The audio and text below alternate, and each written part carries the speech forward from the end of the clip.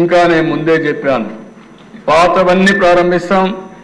ఏ నియోజకవర్గంలో అయితే అన్నా క్యాంటీన్ లేదు అక్కడ కొత్తగా ఒక్కొక్క నియోజకవర్గానికి కనీసం ఒక అన్నా క్యాంటీన్ పెట్టే బాధ్యత ఈ ప్రభుత్వం తీసుకుంటామని చెప్పి కూడా నేను మీకు తెలియజేస్తున్నా.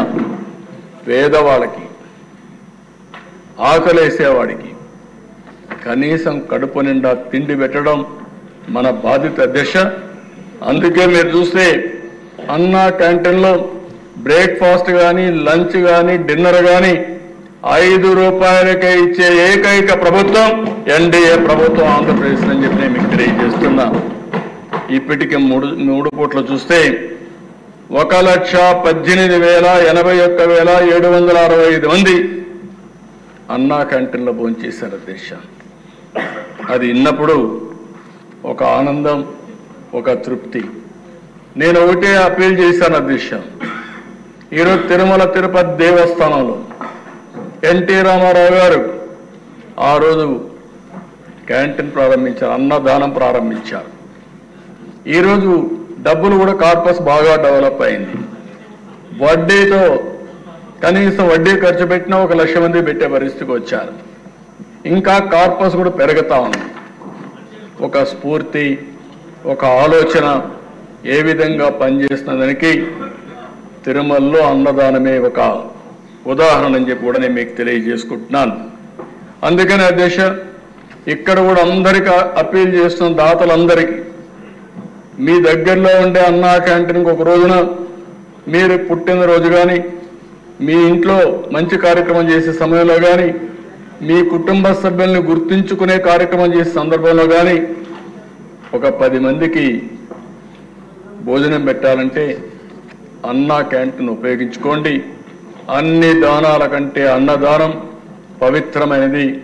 ఈ కార్యక్రమానికి నాంది పలికి డబ్బులు పెరగడానికి ప్రభుత్వానికి కష్టం కాదు అధ్యక్ష. నేను సమాజంలో కూడా స్ఫూర్తిని ప్రమోట్ చేయాలనుకుంటున్నాను, స్ఫూర్తిదాయకంగా ముందుకు పోవాలనుకుంటున్నాను.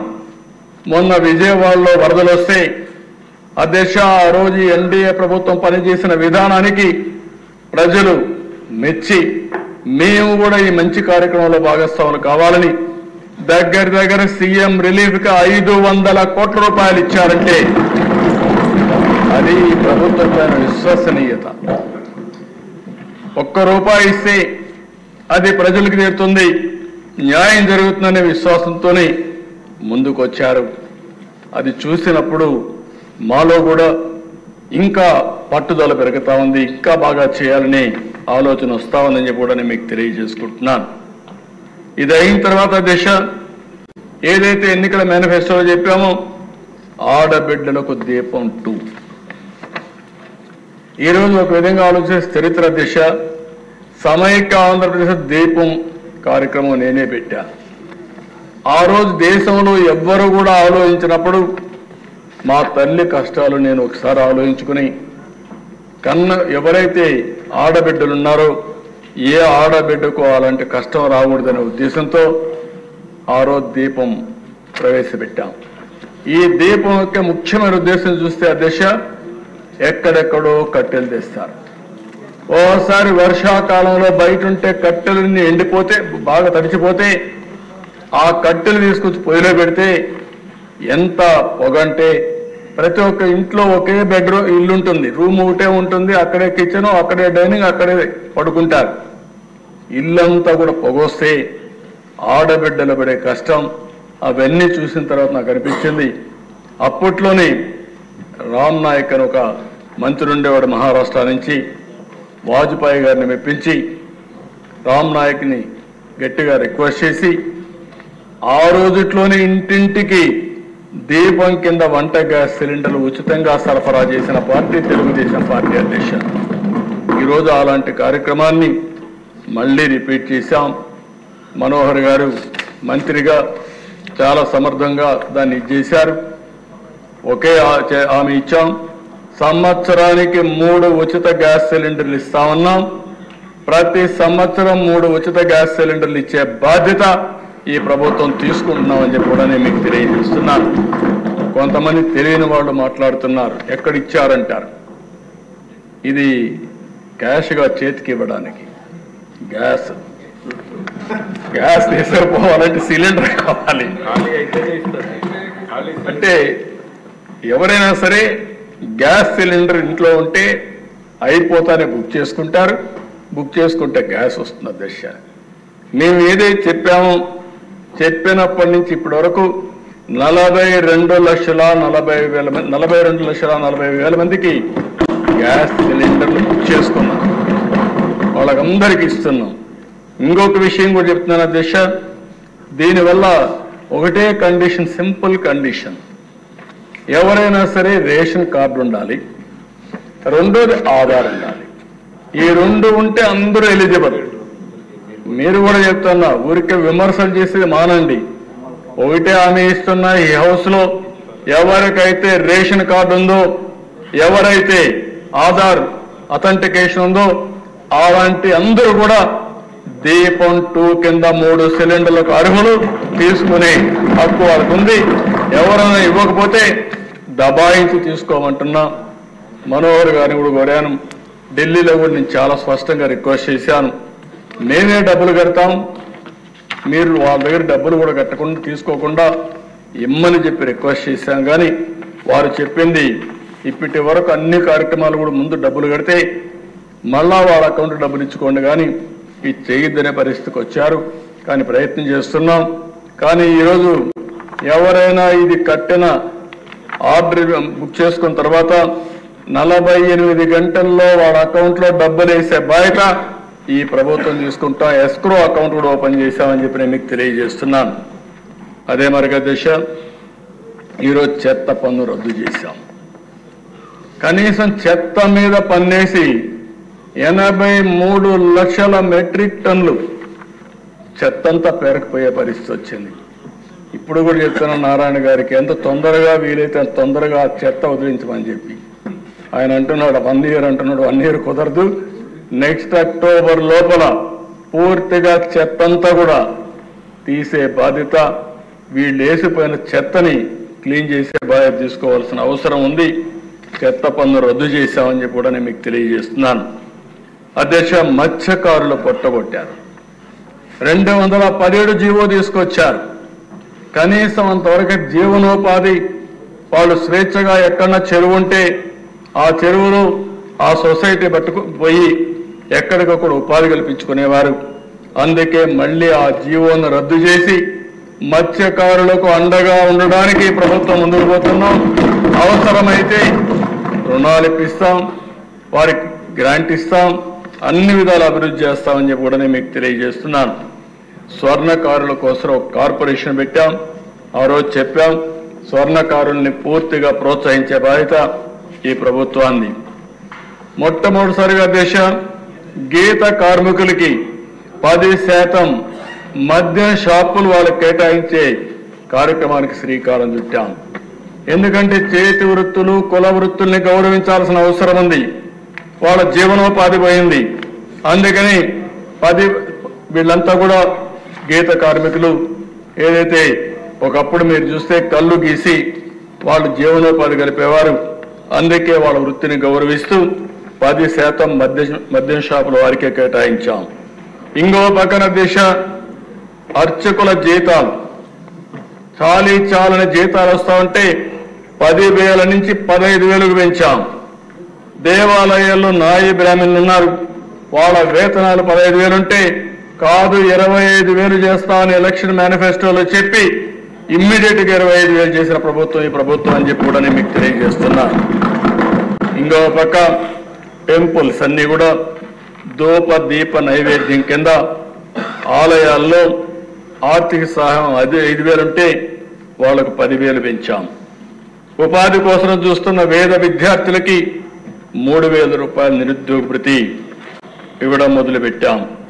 చేనేతకు జీఎస్టీ ఎత్తివేశాం. గృహ నిర్మాణానికి అదనంగా 50,000 రూపాయల ఆర్థిక సహాయం పెంచాం. రైతులకు గత ప్రభుత్వం బకాయిలు పెట్టిన 1,674 కోట్ల రూపాయలు చెల్లించి ఈ రోజు ఎవ్వరు ప్యాడీ ప్రొక్యూర్మెంట్కి ఇస్తే 48 గంటల్లో వాళ్ళ అకౌంట్కు డబ్బులు పంపించే పరిస్థితిగా తీసుకున్నాం. అది కూడా వాట్సాప్ గ్రూపులు కూడా క్రియేట్ చేసి ఎక్కడా ఇబ్బంది లేకుండా చేస్తున్నాం. మళ్ళీ రైతులకు సబ్సిడీ డ్రిప్ పరికరాలు, పాడి రైతులకి 90% రాయితీతో షెడ్లు కట్టిస్తున్నాం. రాజధాని కౌలు రైతులకి మొత్తం 400 కోట్ల రూపాయలు చెల్లించాం. ఏ మాట అయితే చెప్పామో గృహ నిర్మాణానికి గ్రామాల్లో 3 సెంట్లు, పట్టణాల్లో 2 సెంట్లు ఇచ్చే కార్యక్రమానికి శ్రీకారం చుట్టాం. అదే సమయంలో 5 సంవత్సరాల్లో ఈ రాష్ట్రంలో ఏ ఒక్క వ్యక్తి కూడా ఇంటి జాగా లేదనకుండా, ఇల్లు లేదనే పరిస్థితి లేకుండా ప్రతి ఒక్కరికి ఇంటి జాగా, ఇల్లు ఇచ్చే పరిస్థితి తీసుకొస్తామని చెప్పి కూడా నేను మీకు తెలియజేస్తున్నా. ఇవి ఒక పక్కన చేస్తూ అధ్యక్ష, నేను మళ్ళీ చెప్తున్నా, ఈ ప్రభుత్వ విధానం పేదలకు సంక్షేమ కార్యక్రమాలు చేయడం, అదే సమయంలో అభివృద్ధి కూడా కొనసాగించడం. అభివృద్ధి చేస్తే సంపద వస్తుంది, సంపద వస్తే ఆదాయం ప్రభుత్వానికి పెరుగుతుంది, తిరిగి పెరిగిన ఆదాయాన్ని పేదలకు ఖర్చు పెట్టే పరిస్థితి వస్తుంది. ఇదే విధానాన్ని కొనసాగిస్తున్నాం. అందుకే మేము ఎన్నికల మేనిఫెస్టోలో చెప్పిన ప్రతి ఒక్క విషయానికి కట్టుబడి ఉంటాం, న్యాయం చేస్తామని చెప్పి కూడా నేను మీకు తెలియజేస్తున్నా. ఇంకో పక్క అభివృద్ధి వైపు వచ్చినప్పుడు అధ్యక్ష, అమరావతి,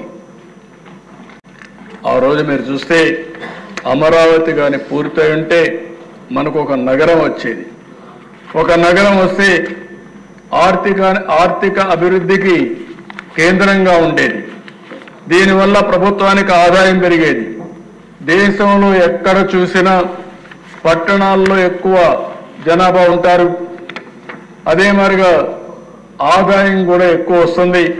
దీనివల్ల ప్రభుత్వానికి కూడా ఎక్కువ ఆదాయం వచ్చే పరిస్థితి వచ్చింది. కానీ సౌత్ ఇండియాలోనే కాకుండా భారతదేశంలో చూస్తే పట్టణ జనాభా తక్కువ ఉండే రాష్ట్రం ఆంధ్రప్రదేశ్ రాష్ట్రం అధ్యక్ష. దీనివల్ల కూడా మనం చూసినప్పుడు దక్షిణ భారతదేశంలో తక్కువ పర్ క్యాపిటల్ ఇన్కమ్ ఉండే రాష్ట్రం కూడా మనది. ఇలాంటి ఇబ్బందులు ఉంటే ఈరోజు అమరావతి కేంద్రం కూడా పూర్తిగా సహకరించింది. 15,000 కోట్ల రూపాయలు డబ్బులు ఇవ్వడానికి ఒప్పుకున్నారు. డిసెంబర్ నుంచి పనులు ప్రారంభిస్తాయి. మొత్తం అన్ని పనులు పూర్తి చేసి మళ్ళీ అమరావతికి పూర్వ వైభవం తీసుకురావడానికి శ్రీకారం చుట్టాం. పనులు ప్రారంభమవుతాయి. అదే సమయంలో మళ్ళీ పెట్టుబడులు కూడా అట్రాక్ట్ చేయడానికి ఏమేం చేయాలో చేస్తున్నామని చెప్పి కూడా నేను మీకు తెలియజేస్తున్నాను. నిన్నే చెప్పాను అధ్యక్ష, పోలవరం ఒక గేమ్ చేంజర్. పోలవరం పూర్తయి నదుల అనుసంధానం చేయగలిగితే ఈ రాష్ట్రం నెంబర్ 1 రాష్ట్రం అవుతుంది. పనులకు శ్రీకారం చుడుతున్నాం. ఈరోజు కూడా ఎక్స్పర్ట్స్ కమిటీ కొన్ని సూచనలు ఇచ్చింది, అవి కూడా తీసుకుంటాం. పగడ్బందీగా పోలవరం పనులు ఏ విధంగా చేయాలో చేస్తామని చెప్పి కూడా నేను మీకు తెలియజేస్తున్నాను. దీనికి డబ్బుల కొరత లేదు. 12,157 కోట్ల రూపాయలు ప్రస్తుతానికి మొత్తం శాంక్షన్ చేశారు. మళ్ళీ చెప్తున్నా, ఈ ప్రభుత్వం ఎక్కడా రాజీ పడం 45.72 మీటర్లు ఎత్తుగట్టే విధంగానే ఈ ప్రాజెక్టు పని పూర్తి చేసే విధంగా ముందుకు పోతామని చెప్పి కూడా నేను మీకు తెలియజేస్తున్నాను. ఇంకో పక్కన దేశ 1-2 కాదు, కేంద్రం డబ్బులు ఇస్తే, సెంట్రలీ స్పాన్సర్డ్ స్కీమ్స్ లో డబ్బులు వస్తే అన్ని కూడా డైవర్ట్ చేసేశారు. 4,500 కోట్ల రూపాయలు కేంద్ర నిధులు డైవర్ట్ చేసి కేంద్రం నుంచి డబ్బులు తేలని పరిస్థితికి వచ్చారు. ఈ ప్రభుత్వం వచ్చిన వెంటనే 4,500 కోట్ల రూపాయలు పే చేసి మళ్ళీ కేంద్రం నుంచి డబ్బులు తెచ్చే ప్రక్రియకు శ్రీకారం చుట్టామని చెప్పి కూడా నేను మీకు తెలియజేస్తున్నాను. దీంట్లో ఒక ఎగ్జాంపుల్ మీరు చూస్తే అధ్యక్ష, నిన్న కూడా డిప్యూటీ సీఎం గారు మాట్లాడారు, జల్ జీవన్ మిషన్. కేంద్రం 45% గ్రాంట్ ఇస్తున్నారు, మిగిలిన డబ్బులు మనం పెట్టుకోవాలి. కొన్ని రాష్ట్రాలు అయితే 1,00,000 కోట్ల రూపాయలతో ఇంటింటికి ట్యాప్ ఇచ్చే పరిస్థితికి వచ్చారు. ఇంకో పక్క వాటర్ కూడా సస్టైనబుల్ సోర్స్ లో తీసుకునే విధానానికి శ్రీకారం చుట్టారు. ఫస్ట్ గైడ్ లైన్స్ ఫిలాసఫీ మీరు చూస్తే మామూలుగా టెంపరవరీ బోర్డు నుంచి కాదు, టెంపరవరీ సోర్స్ నుంచి కాదు, సస్టైనబుల్ సోర్స్ ఉండాలి. అక్కడనే ఇంటింటికి ట్యాప్ ద్వారా నీళ్లు ఇవ్వాలని కేంద్ర ప్రభుత్వం చాలా స్పష్టంగా నిర్దిష్టంగా ప్రకటించింది. అందులోనే తెలుగు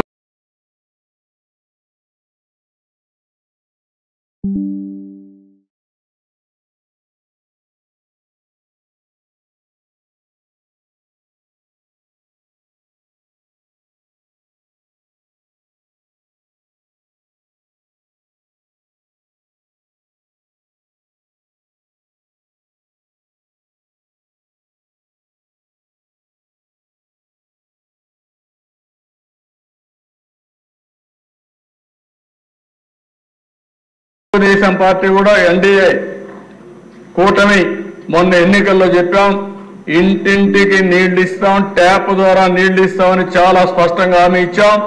ఆ హామీకి కట్టుబడి ఉన్నాం. ఒక పక్కన డిప్యూటీ సీఎం గారు, ఇంకో పక్క నారాయణ గారు అమృత్ కింద ఇంటింటికి నీళ్లు ఇచ్చే కార్యక్రమానికి శ్రీకారం చుడతామని చెప్పి కూడా నేను మీకు తెలియజేస్తున్నాను.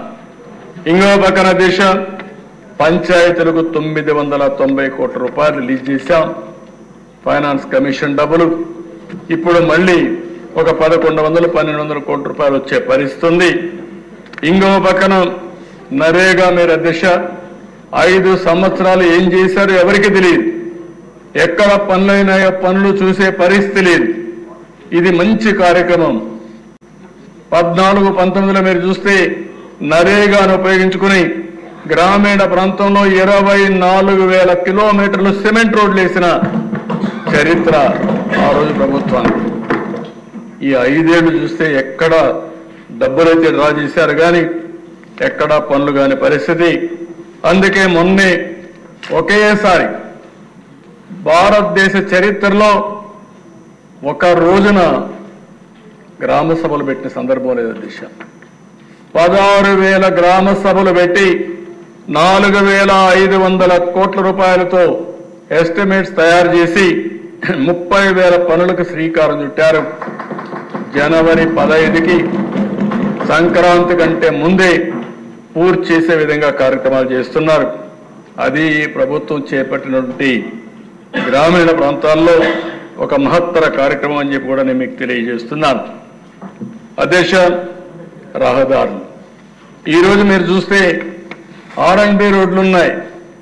అన్ని రోడ్లు గుంతలు పెట్టి వెళ్ళారు, గుంతలు తవ్వి వెళ్ళారు. ఎక్కడ పోయినా ఏ రోడ్డు చూసినా భయంకరంగా ఉంది. ఈ విషయంలో మనందరం గుర్తుపెట్టుకోవాల్సిన అవసరం ఉంది. రోడ్డు అనేది ఒక నాగరికతకు చిహ్నం. రోడ్డు ఉంటే రవాణా, మెరుగైన రవాణా ఉంటుంది. రెండోది, గ్రామాల్లో మనం రైతు పండించే పంట కూడా మార్కెట్కి తీసుకుపోయే అవకాశం ఉంటుంది. ఇంకో పక్క మన ఆరోగ్యం కూడా ఈ గుంతల రోడ్లు చూస్తూ ఉంటే చాలా అనారోగ్య సమస్యలు 1-2 కాదు, అన్ని సమస్యలు. అందుకే గ్రామాల్లో ఉండాలంటే ప్రజలకు కూడా విరక్తి కలిగే పరిస్థితి వస్తూ ఉంది. అందుకనే ఇవన్నీ కూడా చేయాలనే ఉద్దేశంతో మొన్ననే కొంతవరకు రోడ్లన్నీ గుంతలన్నీ క్లీన్ చేయాలని 860 కోట్ల రూపాయలు శాంక్షన్ చేసి సంక్రాంతికంతా గుంతలు లేని రోడ్లు తయారు చేయాలనే ఒక సంకల్పంతో ముందుకు పోతున్నాం. పార్ట్ హోల్స్ ఫ్రీ రోడ్స్ తయారు చేస్తాం.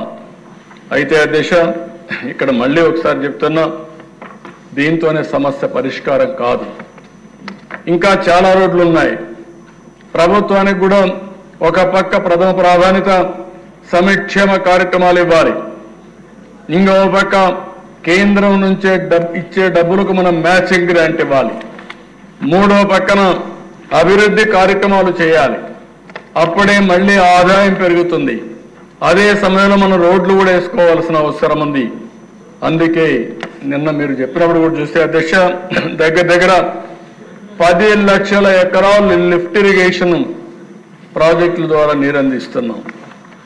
దుర్మార్గం మీరు ఒకసారి చూస్తే, నేను ఎప్పుడు ముఖ్యమంత్రి అయినా లిఫ్ట్ ఇరిగేషన్ అన్నిటికీ డబ్బులు ఖర్చు పెట్టి రిపేర్ చేయడం, మళ్ళా కొత్తగా ఒకరు వస్తే అన్నీ కూడా అక్కడనే మోటార్లు కూడా అమ్ముకొని వెళ్ళిపోవడం, అవి కూడా దొంగిలించుకొని పోవడం.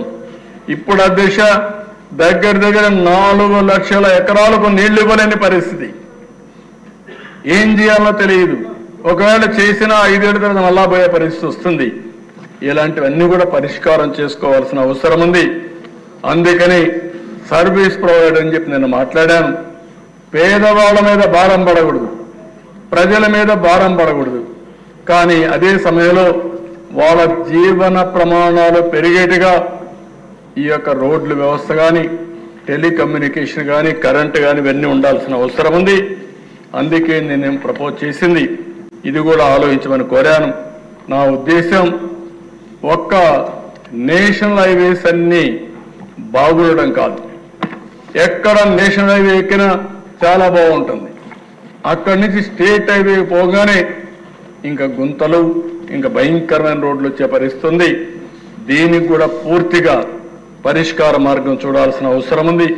దానికి ప్రభుత్వం కట్టుబడి ఉన్నామని చెప్పి తెలియజేసుకుంటూ ఇంకా నేను చర్చించిన తర్వాత వినూత్నమైన ఆలోచనతో ముందుకు వచ్చి రాష్ట్రంలో ఒక్క నేషనల్ హైవే కాదు, ఆ ఊరికి మళ్ళా ఊర్లోకి పోతే సిమెంట్ రోడ్ ఉంది, ఊర్లో సిమెంట్ రోడ్ ఉంది. నేషనల్ హైవే అయితే 2 లేన్ 4 లేన్ 6 లేన్ 8 లేన్స్ వచ్చేసాయి. కానీ మధ్యలో మాత్రం గోతులు పడ్డ రోడ్లు ఉన్నాయి. దీన్ని పరిష్కారం చేయాల్సిన అవసరం ఉంది. దీన్ని ఏ విధంగా చేయాలో చేస్తామని చెప్పి కూడా నేను మీకు తెలియజేస్తున్నాను. మొన్నే సమీక్ష చేశా, కొంత వాళ్ళు కూడా వెసులుబాటు కావాలంటే అన్ని ఇచ్చాం. 75,000 కోట్ల రూపాయలతో నేషనల్ హైవే ప్రాజెక్టులు మన రాష్ట్రంలో జరుగుతున్నాయి. 2.5 సంవత్సరాల్లో పూర్తి అవుతాయి. అదే సమయంలో ఇంకొక 30-40 వేల కోట్ల రూపాయల పనులు కూడా తొందరలోనే ప్రారంభమవుతాయి. దగ్గర 1,15,000 నుంచి 1,20,000 కోట్ల రూపాయలు విలువ చేసే ప్రాజెక్టులు నేషనల్ హైవే ప్రాజెక్ట్స్ ఈ రాష్ట్రంలో జరుగుతాయని చెప్పి కూడా నేను మీకు తెలియజేస్తున్నాను.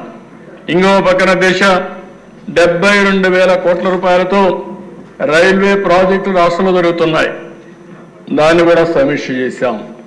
రైల్వే స్టేషన్స్ ఆధునీకరణ కానీ, ఎక్కడైనా మనకుంటే ఫ్లైఓవర్స్ కానీ, అండర్ పాస్లు కానీ, ఇంకో కొత్త రైల్వే లైన్ కానీ, ఇవన్నీ కూడా శ్రీకారం చుడుతున్నాం. మొన్నే మీరు చూస్తే అమరావతి రైల్వే లైన్ కూడా కేంద్రం సహకరించారు.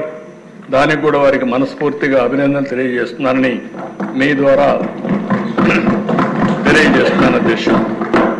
ఇది కాకుండా దేశ ఈరోజు ఎన్డీఏ కూటమి జాబ్ ఫస్ట్, ఉద్యోగ కల్పన మా విధానం అని చెప్పి చాలా స్పష్టంగా చెప్పాం. అందుకే ఈ ప్రభుత్వం వచ్చిన మొదటి సంతకం మెగా డిఎస్సి 16,347కు సంతకం పెట్టాం. ఇంటర్వ్యూలు కూడా పిలవడానికి సిద్ధంగా ఉన్నాం. కొంచెం రిటర్న్ ఎగ్జామ్ టైం కావాలంటే ఆ టైం ఇచ్చాం. ఇది వస్తానే ఇమ్మీడియట్గా ఇంటర్వ్యూస్ కూడా పూర్తి చేసి వీలైనంత తొందరలో 16,347 ఉద్యోగాలు ఇవ్వడానికి మెగా డిఎస్సి ద్వారా ఇవ్వడానికి ముందుకు పోతాం అధ్యక్ష. అదే మరిగా అధ్యక్ష, నిన్నే మీరు చూస్తే ఒక 25 పాలసీలు తీసుకొచ్చాం. 25 పాలసీల్లో industrial development policy, MSME policy, food processing policy, electronic policy, private parks policy, clean energy policy, semiconductor policy, drone policy, data centre policy, ఇలాంటి పాలసీలన్నీ కొన్ని తీసుకొచ్చాం. ఈరోజు కేబినెట్లో మళ్ళీ టూరిజం పాలసీ కూడా తీసుకొస్తాం. మొట్టమొదటిసారిగా టూరిజానికి ఇండస్ట్రీ స్టేటస్ ఇచ్చి రాబోయే రోజుల్లో ఎక్కువ ఉపాధి కల్పన టూరిజం ద్వారా జరుగుతుంది. దీనికి శ్రీకారం చుడుతున్నామని చెప్పి కూడా నేను మీకు తెలియజేస్తున్నాను. ఇవన్నీ వస్తే అధ్యక్ష తిరిగి పరిశ్రమలు ఇక్కడికి వస్తాయి. నిన్నే మీరు చూశారు, ఎస్ఐపివి మీటింగ్ పెట్టుకున్నాం. నేను డిప్యూటీ సీఎం మంత్రులందరం దగ్గర 85,000 కోట్ల రూపాయలు పెట్టుబడులకు క్లియరెన్స్ ఇచ్చాం. 35,000 ఉద్యోగాలు వచ్చే అవకాశం ఉంది. దానికి నిన్నే శ్రీకారం చుట్టాం. ఇది కాకుండా దిశ నేను ఇవే కాకుండా ఇంకా కొన్ని ఉన్నాయి. అవన్నీ మీరు చూస్తే దగ్గర ఏపీఐఐసి ల్యాండ్ అలాట్మెంట్ దగ్గర 3,500 కోట్లకి ఇచ్చారు. దీనివల్ల 9,573 ఉద్యోగాలు వస్తాయి. నిన్న మేము చేసింది ఎస్ఐ పిబి ఇన్వెస్ట్మెంట్లు 85,000 కోట్లు చేశాం. దగ్గర 34,000 ఉద్యోగాలు వస్తాయి. ఇంకొక పక్కన ఏదైతే NHPC NTPC ఏదైతే ఉందో ఆ NTPC ఈ నెల 29వ తారీఖున ప్రధానమంత్రి గారు ఫౌండేషన్ ఇస్తున్నారు. NTPC జెన్కో జాయింట్ వెంచర్ 50-50 ఇది ఇద్దరు కలిసి 1,00,000 కోట్ల రూపాయలు పెట్టుబడులు విశాఖపట్నంలో పెట్టబోతున్నారు. ఇది కాకుండా ఇంకో పక్కన రిలయన్స్ బయోఫ్యూయల్స్ కింద 65,000 కోట్ల రూపాయలు పెట్టడానికి ఒక్కొక్క ప్లాంట్కి 135 కోట్లు పెడతారు. దీనివల్ల 500 ప్లాంట్లు పెట్టి 2,50,000 మందికి ఉద్యోగాలు వస్తాయి అధ్యక్ష. ఇది కాకుండా మల్లవల్లి డిస్ట్రిక్ట్ ఇండస్ట్రీ దీనికి ఇచ్చాం. వాళ్ళు 30,000 ఉద్యోగాలు క్రియేట్ చేసే పరిస్థితిలో ఉన్నారు. ఇంకో పక్కన మీరు చూస్తే అధ్యక్ష ఎనర్జీ సెక్టర్లో 11,900 కోట్ల రూపాయలు పెట్టుబడి పెట్టి 6,075 మందికి ఉద్యోగాలు వచ్చే పరిస్థితి వస్తుంది. ఇవన్నీ చూస్తే ఇంకా మనం చేయాలని చాలా ఉంది. కానీ దగ్గర 3,78,000 కోట్ల రూపాయలతో 3,73,539 మందికి ఉద్యోగ కల్పన కోసం ముందుకు పోయాం. నేను అందుకనే అధ్యక్ష మొన్న కూడా మీరు చూస్తే పాలసీలో చాలా స్పష్టంగా చెప్పాం. ఆ పాలసీలో మీరు చూస్తే ఎవరైనా ఉద్యోగాలు ఎక్కువ ఇస్తానంటే వాళ్ళకి ఎక్కువ ఇన్సెంటివ్స్ ఇస్తున్నారు. దేశంలో ఫస్ట్ టైం ఉద్యోగానికి ప్రత్యేక వెయిటేజ్ ఇచ్చి ఉద్యోగ కల్పన కోసం ప్రాధాన్యత ఇచ్చి ఇన్సెంటివ్స్ ఎక్కువ ఇచ్చినటువంటి ఏకైక ప్రభుత్వం ఆంధ్రప్రదేశ్ ఎన్డీఏ ప్రభుత్వం. దీనికి ప్రత్యేకమైన పాలసీలు తీసుకొచ్చామని చెప్పి కూడా నేను మీకు తెలియజేసుకుంటున్నాను. అదే మరిగా దేశ ఆ రోజు మీరు చూస్తే లా అండ్ ఆర్డర్ గాలికి వదిలిపెట్టారు. పోలీస్ శాఖను నిర్వీర్యం చేశారు. వ్యవస్థలో నిర్లక్ష్యం చూపించారు. రాజకీయ ప్రాధాన్యతకి ఎక్కువ ఇది ఇచ్చి అణగదొక్కే మార్గం, రాజకీయ నాయకుల్ని ఏ విధంగా నిర్వీర్యం చేయాలన్న ప్రయత్నం చేశారు తప్ప ఎక్కడ డిపార్ట్మెంట్ పనిచేయించిన సందర్భం లేదు. ఇంకో పక్కన మీరు చూస్తే గంజాయి విపరీతంగా రావడం, డ్రగ్స్ రావడం, లా అండ్ ఆర్డర్ పతనావస్థకి వెళ్ళిపోయింది. ఈ సందర్భంగా ఇక్కడుండే మెంబర్స్ అందరినీ ఒకటే కోరుతున్నా, ఎక్కడ పోయినా లా అండ్ ఆర్డర్ గురించి మీరు మాట్లాడాలి. ఆడబిడ్డల అత్యాచారం చాలా నీచం, చాలా బాధేస్తుంది. నేను ఒకే మాట చెప్తున్నాను, మర్యాదగా చెప్పాం, పదే చెప్పాం. ఒక పక్క ఎడ్యుకేట్ చేస్తాం, ఇంకో పక్క వార్నింగ్ కూడా ఇస్తున్నా. ఎవరైతే ఆడబిడ్డల జోలుకు వస్తారో కబద్దార్ జాగ్రత్తగా ఉండి ఏం చేయబోతామో చేసి చూపిస్తాం. మొహమాటం మాత్రం లేదు. మీరు కావాలని గంజాయి తీసుకొని ఇప్పుడైతే గంజాయి కూడా డ్రోన్స్ పెట్టాం. డ్రోన్స్ ద్వారా గంజాయిని ఐడెంటిఫై చేస్తున్నాం. ఎక్కడైతే గంజాయికి మూలాలు ఉన్నాయో, ఎక్కడైతే పండిస్తున్నారో అక్కడి నుంచే సోర్స్లో నుంచే దాన్ని కంట్రోల్ చేసే బాధ్యత తీసుకున్నాం. ఈ నెలలోనే లేకుంటే ఫస్ట్ వీక్లో ఈ డ్రగ్స్కు వ్యతిరేకంగా పెద్ద ర్యాలీ కూడా తీయాల్సిన అవసరం ఉంది అధ్యక్ష. ఈ సభలో నేను అనౌన్స్ చేస్తున్నా. మనందరికీ నేను చూసుకొని ఆ టైమింగ్స్ కూడా చూసుకొని ఒక రోజున విద్యార్థుల్లో కూడా అవేర్నెస్ తీసుకొద్దాం, పిల్లల్లో కూడా అవేర్నెస్ తేవాల్సిన అవసరం ఉంది. పేరెంట్స్ కూడా విజ్ఞప్తి చేస్తున్నాను అధ్యక్ష, పిల్లలతో మాట్లాడండి, ఎడ్యుకేట్ చేయండి. కొంతమందిని చూస్తే ఏంటి అధ్యక్ష 16 సంవత్సరాలు 18 సంవత్సరాలు ఒక పక్క చూస్తే భవిష్యత్తుకు ముందుకు పోతున్నారు. ఈరోజు పేపర్లో నేను చూస్తే 3,10,000 మంది అమెరికాకు చదువుకోవడానికి వెళ్తున్నారు. అందులో అధ్యక్ష 56% ఆంధ్రప్రదేశ్ తెలంగాణ తెలుగు వారు వెళ్తున్నారు. దేశమంతా 46% అయితే 54%, 56% మన వాళ్ళు వెళ్లే పరిస్థితికి వచ్చారు. అంటే ప్రపంచం మొత్తం నాలెడ్జ్ ఎకానమీలో రాణిస్తున్నారు. కొంతమంది పనికిరాని పిల్లలు, ఆ పిల్లలు కూడా తప్పు కాదు, మనం కూడా తయారు చేయాలి, మాట్లాడాలి. వాళ్ళ విషయాలు ఎప్పటికప్పుడు మాట్లాడి వాళ్ళను కూడా సమాయత్తం చేయాల్సిన బాధ్యత మెంటల్గా ప్రిపేర్ చేయాల్సిన బాధ్యత ఉంది. ఒకవేళ ఎవరన్నా కానీ సరిగా కానీ ఉండకపోతే అలాంటి వాళ్ళని కఠినంగా వాళ్ళపైన యాక్షన్లు తీసుకుని తద్వారా ఒక మెసేజ్ కూడా ఇవ్వాల్సిన అవసరం ఉంది. ఎవరైతే కరుడుగట్టిన నేరస్తులు కూడా హెచ్చరిక చేస్తున్నా అలాంటి నేరస్తులు ఉండవలసిన ప్లేస్ ఆంధ్రప్రదేశ్ రాష్ట్రం కాదు. అది గుర్తుపెట్టుకోండి.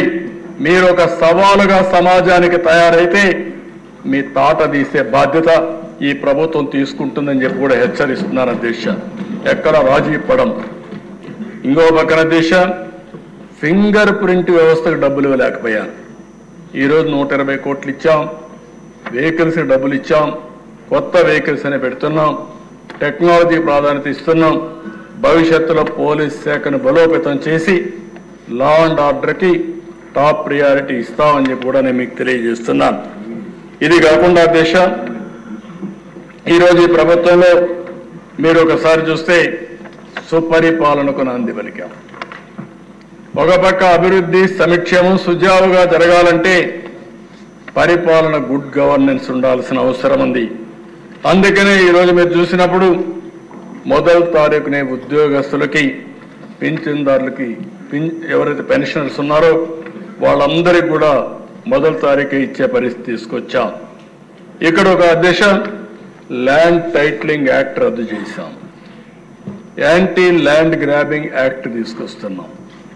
ఎవరైనా సరే భూ కబ్జాలు చేస్తే ఆ భూ కబ్జాలు చేశారని మేము ప్రూవ్ చేయడం కాదు, మీరే ప్రూవ్ చేసుకోవాల్సిన అవసరం ఉంటుంది.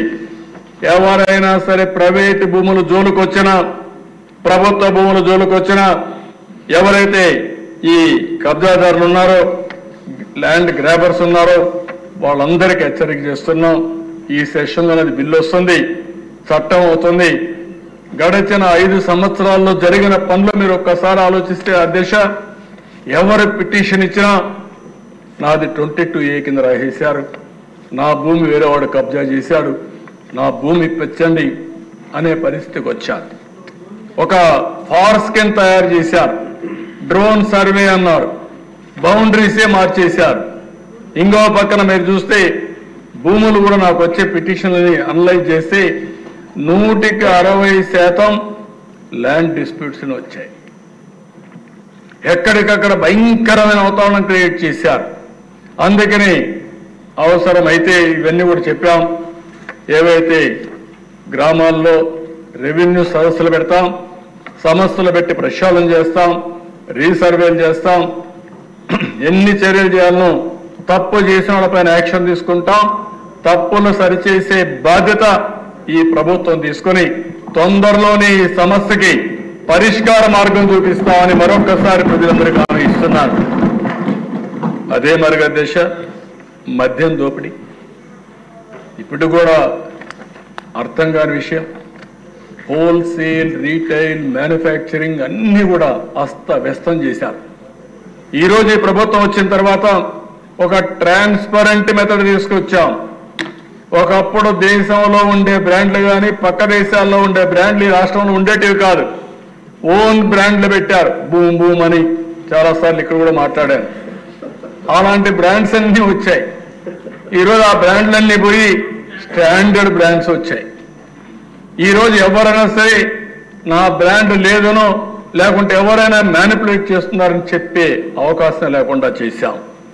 అదే మరిగా షాపుల అలాట్మెంట్ కూడా లాటరీ వేసాం. అందరి సమస్యలు లాటరీ వేసి ఇచ్చాం తప్ప ఎక్కడా రికమెండేషన్ జరగలేదు. నేను ఇంకొక మాట కూడా హెచ్చరిస్తున్నాను. ఎవరైనా సరే ఆ షాపు పెట్టుకొని ఎక్కడైనా రీటైల్గా మీ ఇష్ట ప్రకారం అమ్మితే మాత్రం కబద్దార్ జాగ్రత్తగా ఉండండి. బెల్ట్ షాప్ వస్తే మాత్రం బెల్ట్ తీస్తాం. చాలా కఠినంగా ఈ ప్రభుత్వం ఉంటుంది. ఎవరిని వదిలిపెట్టమని చెప్పి నేను క్లారిటీ ఇస్తున్నాను. ఫస్ట్ టైం 10 లక్షలు ఇస్తున్నాం. రెండోసారి ఇంకా ఏమాత్రం నిర్మోహమాటంగా ఆ షాప్ని క్యాన్సిల్ చేస్తామని చెప్పి కూడా నేను మీకు తెలియజేస్తున్నా.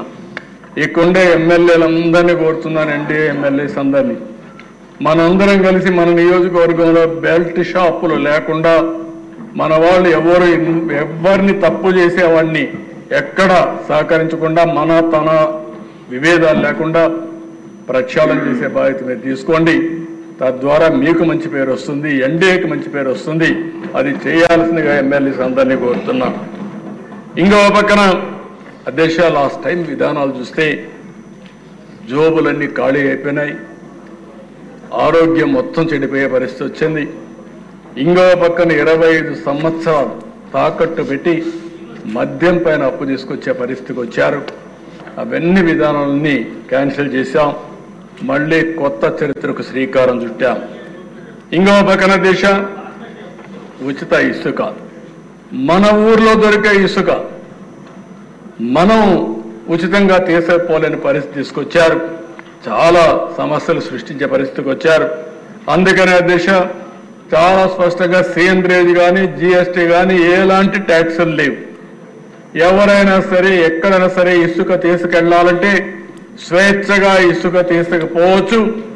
ఎవరైనా అడ్డపడితే అలాంటి వారిపైన పీడీ యాక్ట్ పెట్టి అవసరమైతే లోపలేసే బాధ్యత ఈ ప్రభుత్వం తీసుకుంటామని చెప్పి కూడా నేను మీకు తెలియజేస్తున్నా. ఇప్పటికే చాలా వరకు నార్మల్సీ వచ్చింది. ఇంకా 1-2 ప్లేసుల్లో ఇలాంటి సమస్య ఉంది. వాళ్ళు కూడా మళ్ళా హెచ్చరిస్తున్నాం. ప్రభుత్వం చాలా స్పష్టంగా ఉన్నాం, చాలా క్లియర్గా ఉన్నాం. ఎట్టి పరిస్థితుల్లో ఉచిత ఇసుక ట్రూ స్పిరిట్తో అమలు చేయాల్సిన అవసరం ఉంది. దానికి అందరూ సహకరించాల్సిందిగా మరొక్కసారి కోరుతున్నాను. అన్ని జీవోలు ఆన్లైన్లో పెట్టాం.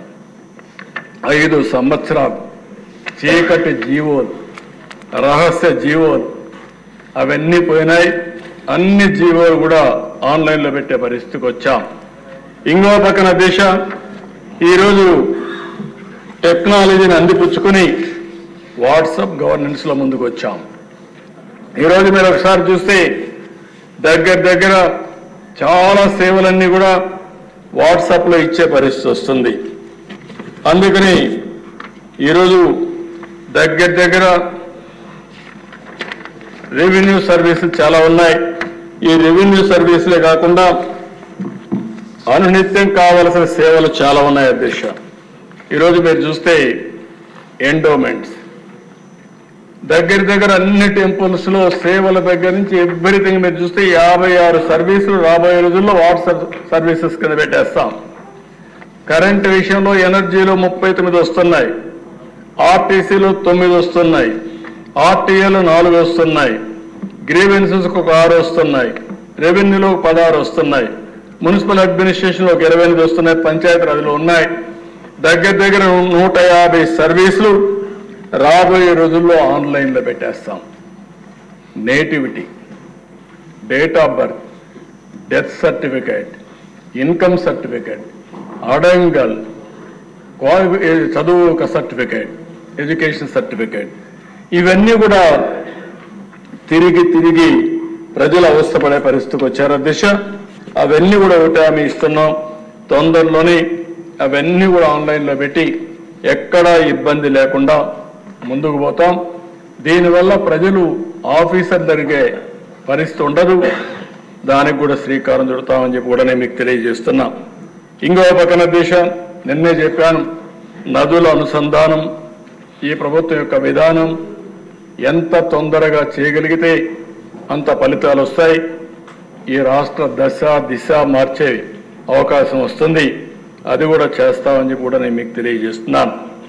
అధ్యక్ష, ప్రతి క్షణం ఈ 3 విషయాలు సంక్షేమ కార్యక్రమాలు ఏం చెప్పాం, ఇంకా ఎక్కువ ఏ విధంగా చేయగలుగుతాం, అభివృద్ధి ఇంకా తొందరగా ఏ విధంగా చేయగలుగుతాం, ఆదాయాన్ని ఏ విధంగా పెంచుతాం, సుపరిపాలన గుడ్ గవర్నెన్స్కి నాంది పలుకుతూనే పారదర్శకతో పరిపాలన ఎట్టివ్వగలుగుతాం ఆలోచిస్తున్నాం.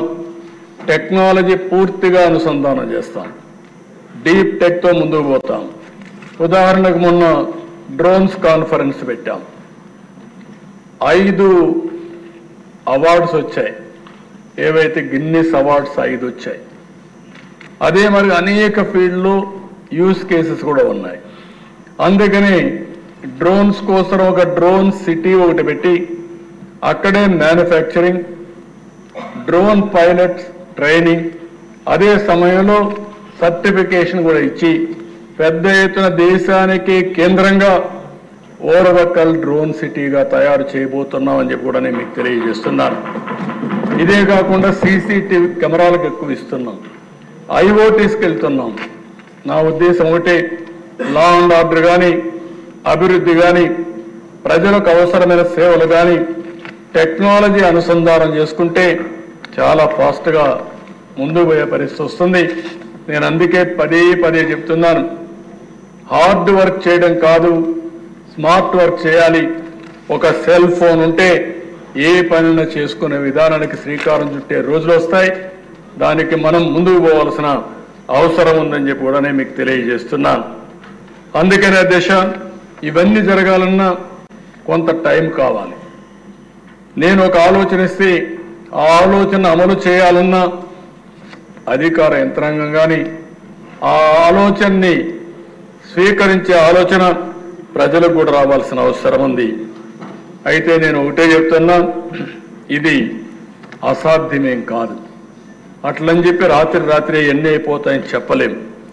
కానీ సవాళ్ళు వస్తూ ఉంటాయి, సమస్యలు వస్తాయి, అధిగమిస్తాం, ముందుకెళ్తాం. ఈరోజు ఇంకొక విషయం కూడా ఈ సభలో చెప్తున్నా, రైతులు ధాన్యం ఇస్తున్నారు. రైతులకు గిట్టుబాటు ధర వస్తూ ఉందా లేదా అనునిత్యం మనం సమీక్ష చేసుకోవాల్సిన బాధ్యత మన మీద ఉంది. ఇంకో పక్కన పత్తి ఉంది. నిన్న మొన్న కొన్ని ఆర్టికల్స్ వచ్చాయి, మళ్ళా దానిపైన సమీక్ష చేస్తాం. కొంతమంది వ్యాపారస్తులు పత్తి కూడా ఏదో తరిచిందనో లేకుంటే మెత్తగా ఉందనో తక్కువ డబ్బులు ఇచ్చే పరిస్థితి వస్తున్నారంటున్నారు. రైతులకు గిట్టుబాటు ధర ఇచ్చే విధానానికి ఈ ప్రభుత్వం కట్టుబడి ఉన్నాం, అది చేస్తామని చెప్పి మరొకసారి హామీ ఇస్తున్నాం. అదే సమయంలో దిశ వినియోగదారుడికి ధరలు పెరగకుండా, నిత్యావసర వస్తువుల ధరలు పెరగకుండా అనునిత్యం మానిటర్ చేస్తాం. దానికి కూడా కమిటీ వేసాం, ఆ కమిటీ కూడా పనిచేస్తుంది. ఈ రెండు కూడా ఎప్పుడో అధ్యక్ష మీరు చూస్తే మీరు కూడా అందులో భాగస్వాములు. ఆ రోజుల్లో రైతు బజారు పెట్టి రైతులు పండించిన ఏవైతే వ్యవసాయ ఉత్పత్తులన్నీ నేరుగా రైతు బజారు ద్వారా అమ్ముకునే ఏర్పాటు చేసింది తెలుగుదేశం ప్రభుత్వం ఆ రోజే సమైక్య ఆంధ్రప్రదేశ్లో. అలాంటి పాలసీస్ ఉన్నాయి, దానికి కూడా ఇచ్చేస్తామని చెప్పి తెలియజేసుకుంటూ, అదే మరిగా ఈరోజు మనం అనునిత్యం ఎప్పటికప్పుడు ప్రజల సమస్యల్ని ఆలోచించుకుంటూ ముందుకు పోవాల్సిన అవసరం ఉంది. ప్రజలకు ఇబ్బందులు లేకుండా చేయడం కోసం ఏమేం చేయాలో అన్ని ఆలోచిస్తున్నామని చెప్పి కూడా నేను మీకు తెలియజేస్తున్నాను. ఈ సెషన్లోని మీ అందరి ముందర కూడా విజన్ డాక్యుమెంట్ స్వర్ణ ఆంధ్రప్రదేశ్ 2047 అది కూడా తీసుకొస్తున్నాం, అది కూడా మేము ముందర పెడతామని చెప్పి కూడా నేను మీకు తెలియజేస్తున్నాను. ఇంకో పక్కన దేశం ప్రజలకు ఖర్చులు తగ్గించాలి. ఇందులో వినూత్నమైన కార్యక్రమం సూర్యఘర్ ఏదైతే కేంద్ర ప్రభుత్వం అదే మాదిరిగా ప్రధానమంత్రి గారు ప్రమోట్ చేశారో, ఈ సూర్యఘర్ ద్వారా మీ ఇళ్లలోనే కరెంట్ ఉత్పత్తి చేసుకునే అవకాశం ఇండ్ల పైన. దీనికి పేదవాళ్ళందరికీ ఉచితంగా మనమే సోలార్ ప్యానెల్స్ పెట్టిస్తాం. 200-250 యూనిట్ల కోసం సోలార్ ప్యానెల్స్ పెట్టిస్తాం. దానికి అగ్రిగేటర్ని సెలెక్ట్ చేస్తాం, వాళ్ళు కూడా వచ్చి పనిచేస్తారు.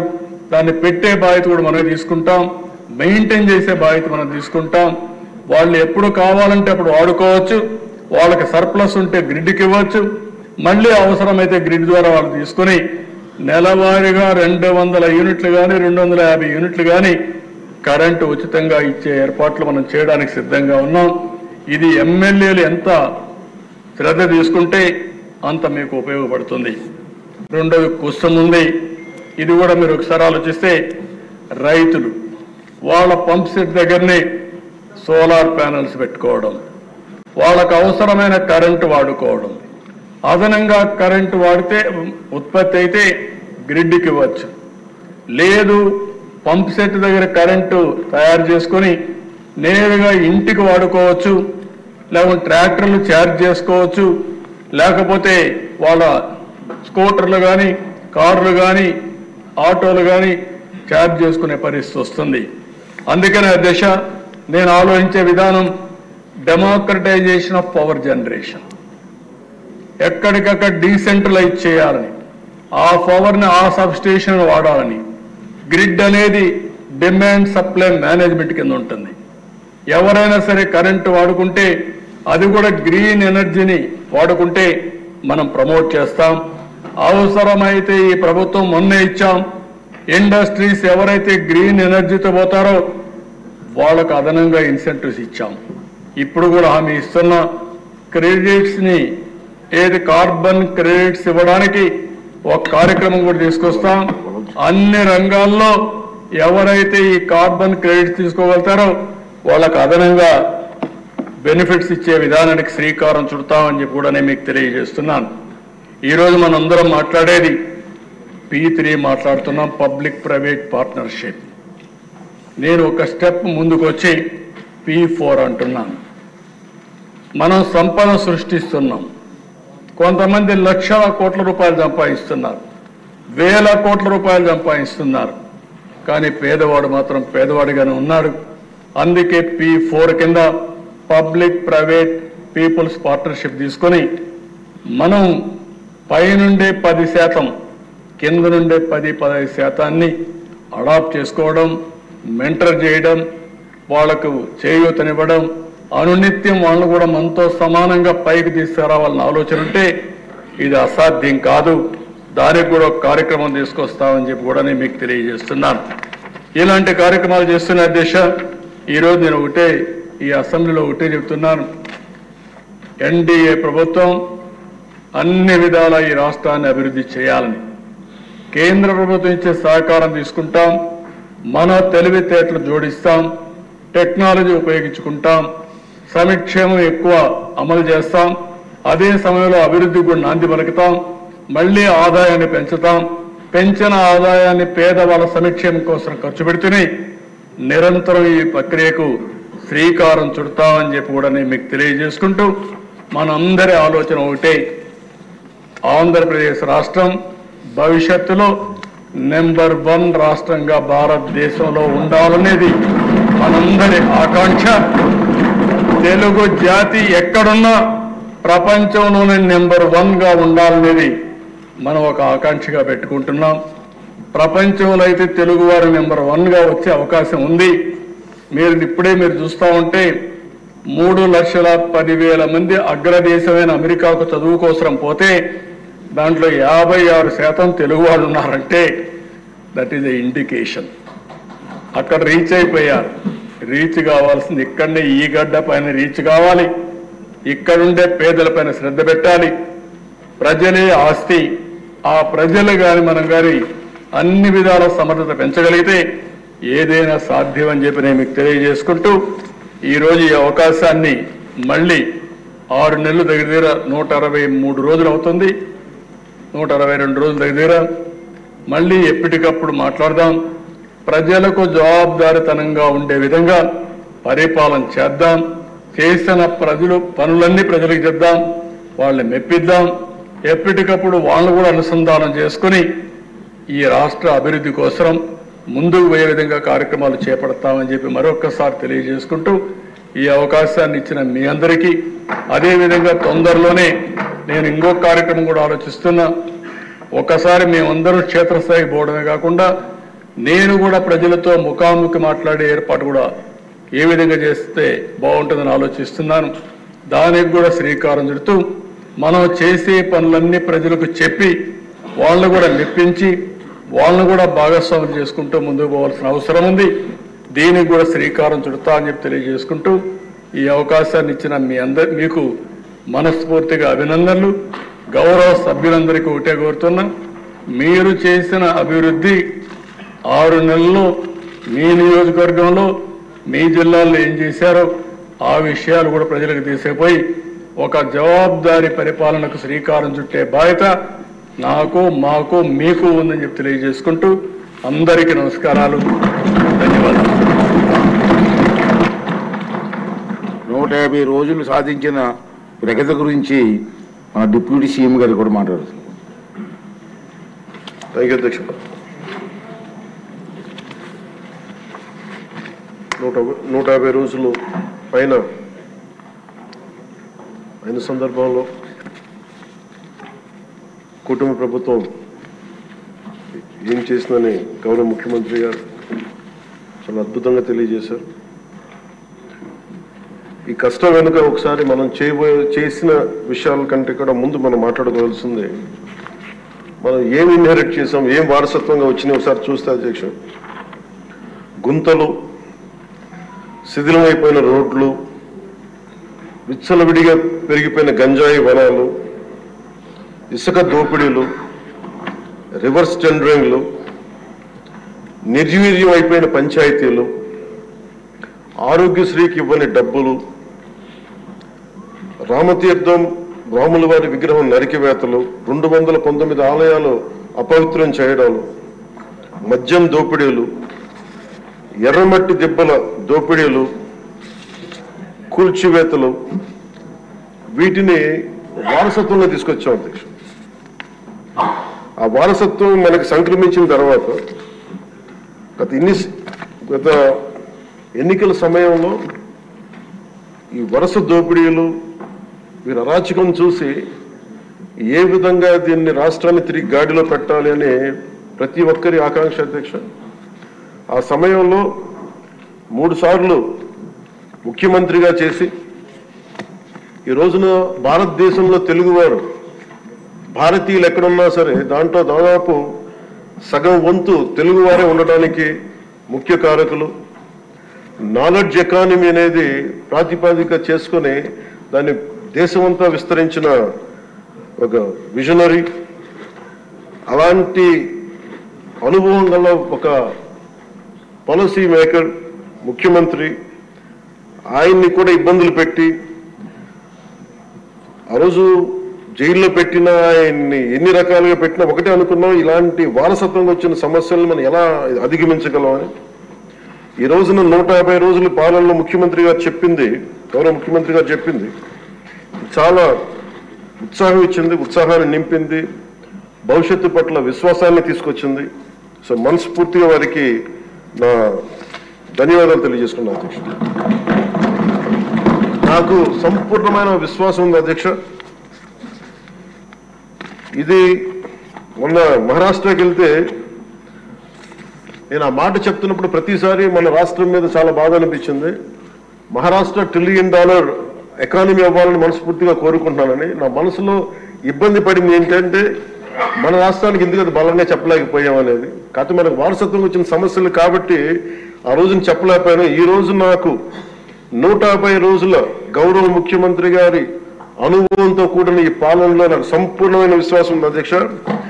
ఆంధ్రప్రదేశ్ $1 ట్రిలియన్ ఎకానమీగా అతి త్వరలోనే ఈ 5 సంవత్సరాలు వెళ్తున్న మనసు సంపూర్ణ విశ్వాసం ఉంది. $1 ట్రిలియన్ మన ప్రజలకు అర్థం అవడానికి 7,65,000 కోట్ల ఎకానమీ. గత ప్రభుత్వం మనల్ని ఎకానమీని నిర్వీర్యం చేసింది, ఇబ్బంది పాలు చేసింది, అన్ని రంగాల్లోనూ రాష్ట్ర ప్రభుత్వాన్ని వెనక్కి తీసుకెళ్లిపోయింది. ఈ పరిస్థితుల్లో గౌరవ ముఖ్యమంత్రి గారి అనుభవం, మీ పారదర్శకత, మీ విజనరీ దృష్టి, ఇవన్నీ కూడా మాకు ఈ $1 ట్రిలియన్ ఎకానమీ వైపు పరిగెడుతున్నాయి అన్న దాంట్లో ఏమాత్రం సందేహం లేదు అధ్యక్ష. అలాగే మన గత ప్రభుత్వం చివరికి పాస్బుక్లో కూడా గత ముఖ్యమంత్రి గారి ఫోటోలు పెట్టుకోవడం, అలాగే ఏ పథకాలకైనా సరే కేవలం వారిది పెట్టుకోవడం చాలా ఇబ్బంది కలిగజేసింది అధ్యక్ష. ముఖ్యంగా ముఖ్యమంత్రి గారు వచ్చి, గౌరవ ముఖ్యమంత్రి గారు వచ్చి ఎప్పుడు కూడా ఎవరికి కూడా గుర్తింపు లేనివి, ఆలోచించనివి కూడా వాళ్ళని ముందుకు తీసుకొచ్చి వాళ్ళకి ముఖ్యంగా నేను చెప్తుంది, మొన్న చాలాసార్లు కొన్ని సందర్భాల్లో ముఖ్యమంత్రి గారి దృష్టికి తీసుకెళ్తే యల్లాప్రగడ సుబ్బారావు గారి గురించి ఎవరికి తెలియదు అధ్యక్ష, చాలా తక్కువ మందికి తెలుసు. వారి పేరుని నేను ఒక మాట ప్రస్తావించగానే ఆయన దృష్టికి తీసుకురాగానే ఆయనకి పేరు పెట్టడం ఆయన దార్శనికతకి చాలా అర్థం పడుతుంది అధ్యక్ష. ఎందుకంటే ఎవరెవరి పేర్లు నిన్నగాక మొన్న వచ్చిన వ్యక్తి పాస్బుక్లకి పేర్లు ఆయన ఫోటోలు వేసుకున్న దాన్ని నిజంగా దేశం కోసం ప్రజల కోసం కాంట్రిబ్యూట్ చేసిన వ్యక్తికి అది గుర్తించడం అనేది మనస్ఫూర్తిగా ముఖ్యమంత్రి గారికి నా ధన్యవాదాలు తెలియజేసుకున్నాను అధ్యక్ష. అలాగే సభలో ఎంతమందికి తెలుసో తెలియదు కానీ పొట్టి శ్రీరాములు గారి నిజమైన బలిదానాన్ని డిసెంబర్లో ఆయన బలిదానం ఉంటుంది, ఆయన చనిపోయారు మన కోసం. ఈరోజు దాన్ని రాష్ట్ర ప్రభుత్వం అధికారం దినంగా దాన్ని జరుపుకోవాలని చెప్పి ముఖ్యమంత్రి గారు మా దృష్టికి తీసుకొచ్చారు. దానికి కూడా వారికి సంపూర్ణ కృతజ్ఞతలు తెలియజేస్తున్నాను అధ్యక్ష. ఈ రాష్ట్రం ఎవరి బలిదానం మీద అయితే ఆధారపడి ఉందో, ఎవరి బలిదానం మీద ఈ రాష్ట్రం వచ్చిందో, అనేక లింగ్విస్టిక్ స్టేట్స్ ఎవరి బలిదానం మీద ఆధారపడి వచ్చిందో ఆ వ్యక్తిని రాష్ట్రం నిజంగా గుర్తించుకోలేదు. మొట్టమొదటిసారిగా దాన్ని గౌరవ ముఖ్యమంత్రి గారు దాన్ని ముందుకు తీసుకొచ్చి గుర్తించే పరిస్థితిని తీసుకురావడం మనస్ఫూర్తిగా వారికి నా అభినందనలు తెలియజేస్తున్నాను అధ్యక్ష. అలాగే కన్యకా పరమేశ్వరి ఈ ఆవిడ బలిదినాన్ని కూడా అధికార దినోత్సవంగా జరుపుకోవటం నిజంగా వారికి మనస్ఫూర్తిగా నా ధన్యవాదాలు తెలియజేస్తాను అధ్యక్ష. గత కాలంలో ఫస్ట్కి సార్ నేను ఒక ప్రభుత్వ ఉద్యోగి కొడుకుని అధ్యక్ష. మొదటి మాకు ఏదైనా సరే నెల మొదటి రోజున ఉద్యోగాలు మనకి జీతాలు వస్తాయి అనేది మాకు చిన్నప్పటి నుంచి అలవాటు. అలాంటిది గత ప్రభుత్వ కాలంలో ఏనాడు 1వ తారీఖున జీతాలు పడలేదు, 1వ తారీఖున ఏవి పడలేదు. అలాంటిది 1వ తారీఖున ప్రభుత్వ ఉద్యోగులందరికీ టెన్షన్గా ఆ జీతాలు పడ్డ మనస్ఫూర్తిగా ముఖ్యమంత్రి గారికి అభినందనలు తెలియజేస్తాను. అలాగే 64 లక్షల మంది బెనిఫిషరీస్కి లబ్ధిదారులకి 4,000 చొప్పున వారికి 1000 రూపాయలు పెంచి మరి ఇవ్వడం మనస్ఫూర్తిగా వారికి నా అభినందనలు తెలియజేస్తాను. అది కూడా అందరూ వెళ్ళి వారి చేతికి అంటే దీనికి ఏ వ్యవస్థ అవసరం ఉన్న వ్యవస్థని సమర్థవంతంగా వాడుకొని ఇంటికి క్యాష్ చేరవేయటం మనస్ఫూర్తిగా వారికి నా అభినందనలు తెలియజేస్తాను అధ్యక్ష. అలాగే పంచాయత్ డిపార్ట్మెంట్ సంబంధించి 1452 కోట్లు మేము ఇప్పటికి ఖర్చు చేసాం అధ్యక్ష. అలాగే ఇండిపెండెన్స్ డే సెలబ్రేషన్స్ కూడా చాలా ఘనంగా జరుపుకున్నాం, డబ్బులు పెంచి అనేక సందర్భాల్లో తెలియజేశాను. 13,326 గ్రామ పంచాయతీలకి జాతీయ ఉపాధి హామీ పథకం కింద పల్లి పండుగ ద్వారా 4,500 కోట్లు నిధులు విడుదల చేశాం అధ్యక్ష. అలాగే గౌరవ ముఖ్యమంత్రి గారి ఈ నాయకత్వంలో ఈ ప్యాడీ జ్యూస్ రైతులకు కావాల్సింది 1,674 కోట్లు రిలీజ్ చేసి నిజంగా మీరు రైతాంగానికి మీరు ఎంత అండగా ఉంటారో మాటలతో కాదు చేతుల్లో చూపించారు అధ్యక్ష. వారికి మనస్ఫూర్తిగా నా ధన్యవాదాలు. అలాగే ప్రభుత్వానికి మన కేంద్ర ప్రభుత్వానికి ఎంత అండగా ఉంది మోడీ గారి ఆధ్వర్యంలో ఉన్న కేంద్ర ప్రభుత్వం అనడానికి అమరావతికి 15,000 కోట్ల రూపాయలు, పోలవరంకి 12,500 కోట్ల రూపాయలు, రైల్వే ప్రాజెక్ట్స్ దాదాపు 70,000 కోట్ల పైచిలకు, హైవేస్ అయితే దాదాపు ఇప్పటికే 55,000 కోట్ల రూపాయలు ఈరోజు మనకి ఇచ్చారు అధ్యక్ష. దాని పనులు జరుగుతూ ఉన్నాయి. అలాగే ముఖ్యమంత్రి గారికి కూడా ముఖ్యంగా మిడ్ డే నేను అడిగింది ఏంటంటే ముఖ్యమంత్రి గారిని డొక్కా సీతమ్మ గారి పేరు ఏదన్నా పథకాన్ని క్యాంటీన్ పెట్టండి అంటే ఆయన ఏకంగా దీనిలో నారాయణ గారికి కూడా ముఖ్యమంత్రి గారు ప్రత్యేకంగా నా ధన్యవాదాలు తెలియజేస్తున్నాను అధ్యక్ష. మధ్యాహ్న భోజన పథకాన్ని విద్యార్థుల మధ్యాహ్న మిడ్ డే మీల్ స్కీమ్ కి డొక్కా సీతమ్మ గారి పేరు పెట్టడం మనస్ఫూర్తిగా వారి చేతులెత్తి నేను నా మనస్ఫూర్తి గారికి కృతజ్ఞతలు తెలియజేస్తాను అధ్యక్ష. అలాగే ఇలాంటి స్ఫూర్తి చూసి నాకు కూడా వ్యక్తిగతంగా నేను ముఖ్యంగా ఆయన లీడర్షిప్ ఎబిలిటీ, ఒక క్రైసిస్ వచ్చినప్పుడు ఒక నాయకుడు ఎలా ఉండాలి, ఒక వరదలు వచ్చినప్పుడు ఎలా ఉన్నారనేది మనకి విజయవాడ బొడిమేరు వరదలప్పుడు అసలు ఆయన చూపించిన నాయకత్వ పటిమ ఇవన్నీ చాలా ఆదర్శనీయం అధ్యక్ష. మేము వెళ్ళి కాళ్ళు మన చొక్కా మడిచి ఆయన దిగి బురదలో నడిచి దిగి ఆయనకి అవసరం లేదు, ఆయన చేయించవచ్చు. ఒక కమాండ్ సెంటర్లో కూర్చొని చేయగలిగే సత్తా ఉండి కూడా మా అందరికీ ధైర్యం నింపడానికి, మా అందరికీ భరోసా నింపడానికి, ప్రజలకు ఆ భరోసా ఇవ్వడానికి ఆయన నడిపించిన తీరు యంత్రాంగాన్ని చాలా అభినందనీయం అధ్యక్ష. అలాగే జల్ జీవన్ మిషన్ కి సంబంధించి అధ్యక్ష ఈ రోజున గత ప్రభుత్వం ఫిల్టర్ బెడ్స్ కూడా మార్చలేదు అధ్యక్ష. అంటే 4 లక్షలు అవుతుంది. అంటే ప్రతి నెల మొదటి లేయర్లో మొదటి శాండ్ తీసి అది అసలు కనీసం అది కూడా కనీసం ఫిల్టర్ బెడ్స్ మార్చని కాడికి ఈ రోజు పొద్దున మన అసెంబ్లీలో కూడా మాట్లాడిన గౌరవ సభ్యులు కొంతమంది తీసుకొచ్చింది కనీసం మనకి కిడ్నీ వ్యాధులు ఎక్కువైపోతుంది, కనీసం ఫిల్టర్ బెడ్స్ కూడా మార్చలేదు. కనీసం ఫిల్టర్ బెడ్స్ మార్చిన కొంత ఇంపాక్ట్ తగ్గుద్దని అంటుంటే నిజంగా అనిపించింది అధ్యక్ష. జల్ జీవన్ మిషన్ మేము ఇప్పుడు దాకా గౌరవ ముఖ్యమంత్రి గారి నాయకత్వంలో ఆయన విజన్ తోటి జల్ జీవన్ మిషన్ ఈ రోజున అందరికీ మాటిస్తున్నాం అధ్యక్ష, రాష్ట్రానికి మాటిస్తున్నాం. జల్ జీవన్ మిషన్ మన కేంద్రం మనకి గౌరవ ప్రధానమంత్రి గారి ఆశీస్సులతో గౌరవ ముఖ్యమంత్రి చంద్రబాబు గారి నాయకత్వంలో మునిపెన్నడూ లేని విధంగా భారతదేశంలోని ఎప్పుడు కూడా జల్ జీవన్ మిషన్ ఏ స్థాయి ఇది ఒక మౌనంగా చేస్తాం అధ్యక్ష. ఆ మాట మేము అందరం కమిటెడ్ గా ఉన్నాం అధ్యక్ష. అలాగే లా అండ్ ఆర్డర్ కి సంబంధించి లా అండ్ ఆర్డర్ లో ముగ్గురు ఐపీఎస్ ఆఫీసర్స్ ని ఏకకాలంలో సస్పెండ్ చేసిన ఘనత, వాళ్ళు చేసిన తప్పులకి ఆ ధైర్యం కావాలంటే ఆయన అనుభవం చాలా స్పష్టంగా తెలియజేస్తుంది. అలాగే లా అండ్ ఆర్డర్ సంబంధించి ఇంకొకటి గంజాయి వనాలు పెరిగిపోయిన చోట తిరిగి శుద్ధించిన డ్రోన్స్ ను వాడి గంజాయిని అరికట్టడం. ఈ మధ్యలో కూడా మనం ఏ స్థాయికి వచ్చిందని పక్కన ఉన్న వైజాగ్ లో హాస్పిటల్ పక్కన చిన్న చిన్న పిచ్చి మొక్కలు కూడా పెంచేస్తాం. అంత ఇదిగా పెరిగిపోయిన దాన్ని ఉక్కుపాదంతో దాన్ని అణిచేస్తామని చెప్పింది చాలా స్ఫూర్తిదాయకం అధ్యక్షుడు. ప్రత్యేకించి సోషల్ మీడియాకి సంబంధించి అసలు ఇంట్లో ఆడబిడ్డలు బయటికి రావాలన్నా కానీ ఊళ్ళల్లో ఈ రోజున ఇక్కడున్న చాలా మంది గౌరవ సభ్యులు కానీ ముఖ్యమంత్రి కానీ వీళ్ళందరూ ఎంతో కొంత ఒక ఇన్సులేటెడ్ అధ్యక్షుడు. కొంతమంది అధికారులు తెలియచ్చు, లేదంటే మనుషులు ఉండొచ్చు, ఇవన్నీ ఉండొచ్చు, కానీ నిజంగా సఫర్ అవుతుంది ఊళ్ళల్లో ఆడపిల్లల అధ్యక్షుడు.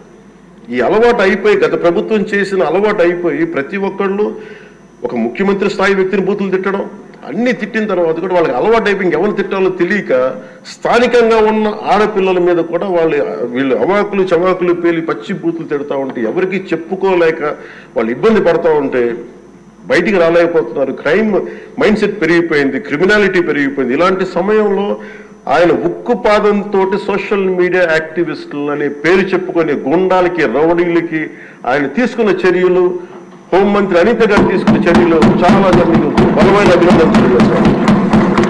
ఇదే కొనసాగాలని కోరుకున్నాను అధ్యక్ష. This should be a continuity of our entire governance. మన అడ్మినిస్ట్రేటివ్ లో ఒక భాగం అవ్వాలి అధ్యక్ష. మనస్ఫూర్తిగా వారికి నా ధన్యవాదాలు తెలియజేసుకుంటూ గౌరవ ముఖ్యమంత్రి గారికి నేను మాటిస్తున్నాను, గౌరవ సభ్యులందరూ కూడా ఇసుక దోపిడీలు కానీ లేదంటే మేము చేయాల్సిన పనులు ఎప్పటికప్పుడు మీరు మాకు ఆదేశాలు ఇవ్వండి సార్. మా ఆదేశాలు ఇవ్వాలని కోరుకున్నాను అధ్యక్ష. మేము బెల్ట్ షాపులు కానీ మా అందరి బాధ్యత లా అండ్ ఆర్డర్ గురించి మాట్లాడటం, మా మంత్రివర్గంలో ఏ శాఖ అయితే తీసుకున్నామో ఆ శాఖల్ని సమర్థవంతంగా వారి విజన్కి తగ్గట్టుగా పనిచేయడం అధ్యక్ష. ఇవన్నీ కూడా మేము ఆయన ఏ కళనైతే కన్నారో ఆ కళను నెరవేర్చడానికి పూర్తి చేయడానికి మేమందరం సంసిద్ధంగా ఉన్నామని తెలియజేసుకుంటూ, మీరు 5 సంవత్సరాలు కాదు గౌరవ ముఖ్యమంత్రి గారు తెలియజేసిన అధ్యక్ష, మీరు ఇంకొక దశాబ్దం కూడా ఈ రాష్ట్రానికి ముఖ్యమంత్రిగా కొనసాగుతూ ఉంటామని తెలియజేస్తున్నాం. మీరు ఇదే స్ఫూర్తిని కొనసాగించాలని, ఇదే మీ ప్రతిభా పాఠవాలను చూపించాలని మనస్ఫూర్తిగా మేము కోరుకుంటూ గౌరవ సభ్యులందరికీ సభాపతి గారికి మనస్ఫూర్తిగా ధన్యవాదాలు తెలుపుకుని సభ తీసుకున్నాం. ఎజెండాలో పేర్కొన్న పత్రాలన్నీ సభా సమక్షంలో ఉంచినట్టుగా భావించాలండి. ఇప్పుడు ఆర్థిక మంత్రి గారు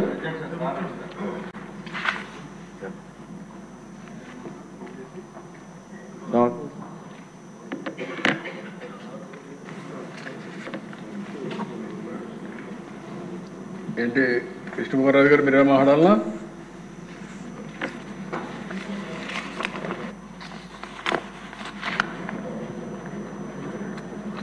అధ్యక్ష, బీజేపీ తరపున బ్రీఫ్